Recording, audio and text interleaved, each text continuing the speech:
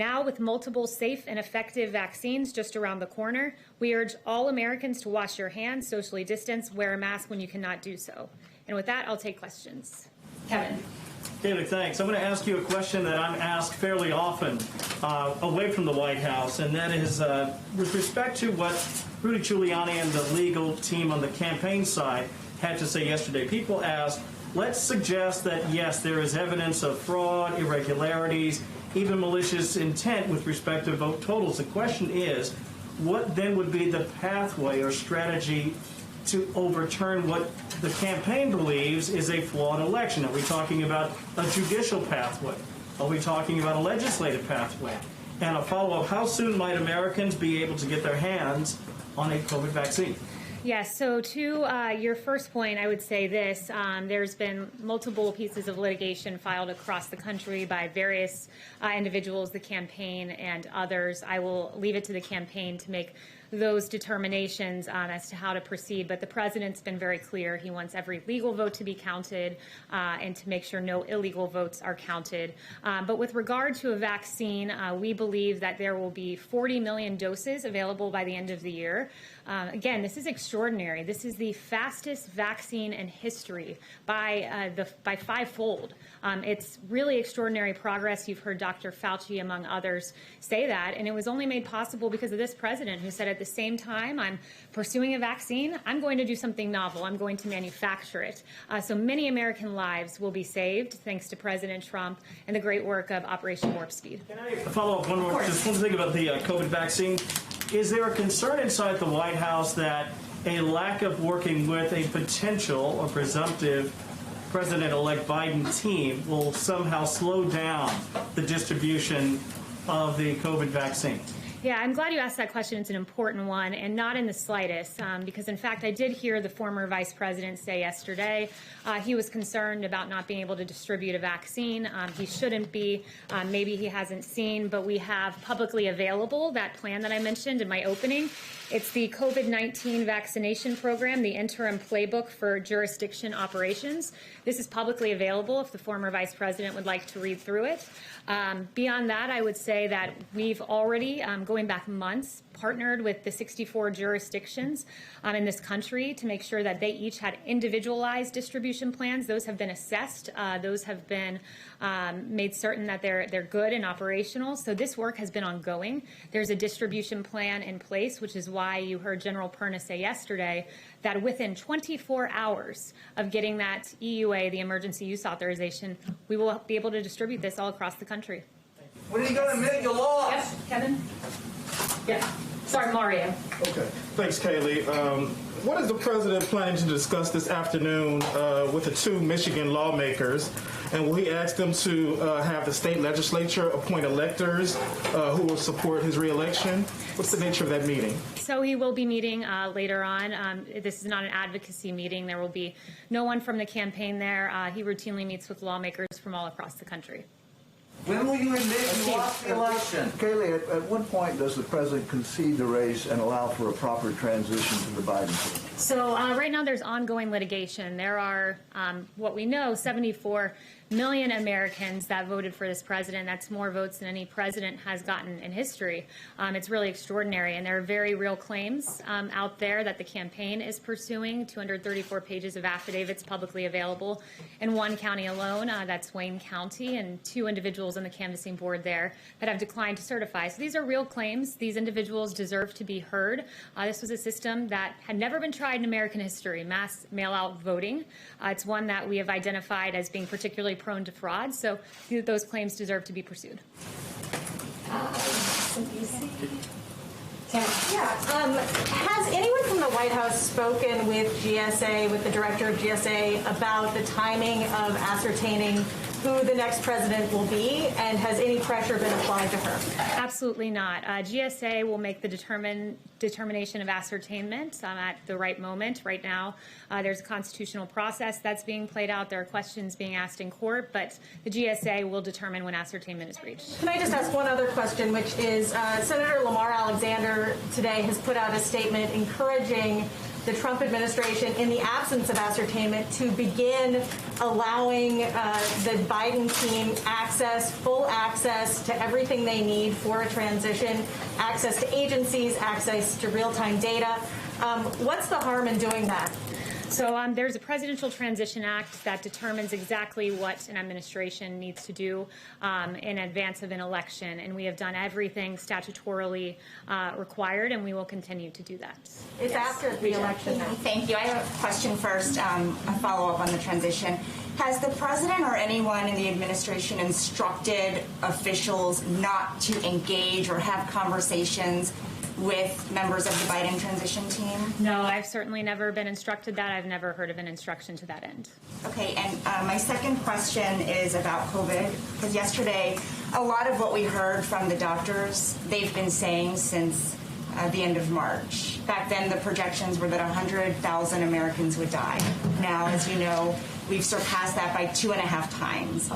Did the administration fail to communicate how serious this threat was to the American people? Or how else do you explain what went wrong?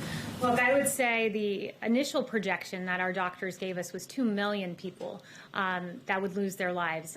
And it's a tragedy anytime one life is lost. But we are far below the 2 million that this could have been. We took very aggressive measures at the beginning of this with the China travel ban, creating the greatest testing system in the entire world. Therapeutics, the fact that we have 6 working therapeutics right now, the fact that we continue to identify more and more, the fact that I believe we have a chart on this, a fatality chart. It's deaths by 100 for age and month. And as you can see, deaths have come down for every age group. And for those over 70, that line, that red line, is a testament to what this president has done. Therapeutics, monoclonal antibodies, that is a recent one, that reduces hospitalization in high-risk seniors with moderate to mild COVID by 70%. That's American ingenuity rising to the occasion, and President Trump oversaw all of this. But, of course, we are seeing cases rise, and it's very important. Wash your hands, socially distance. We're taking this seriously. Do you think the mixed messaging contributed to that? Because just this week, for example, yesterday, Vice President Pence wanted to make clear that they supported state and local decision-making. Just 2 days ago, you called some of those state guidelines Orwellian. So how do you expect people to know what to do with all this mixed messaging? Well, 2 things can happen at once, and it's this: taking COVID seriously, engaging in aggressive mitigation, but also recognizing that the American people have certain freedoms. And it is, by definition, Orwellian for a state like Oregon to say, if you have more than 6 people in your family congregate in your home, we can jail you for 30 days. That's not the American way. The American people know the CDC recommendations, know the guidelines. We've been talking about this for 10 months, but the American people still have certain freedoms, still have autonomy, and still can make important self-responsibility decisions themselves. Yes, Deborah. Thank you, Kaylee.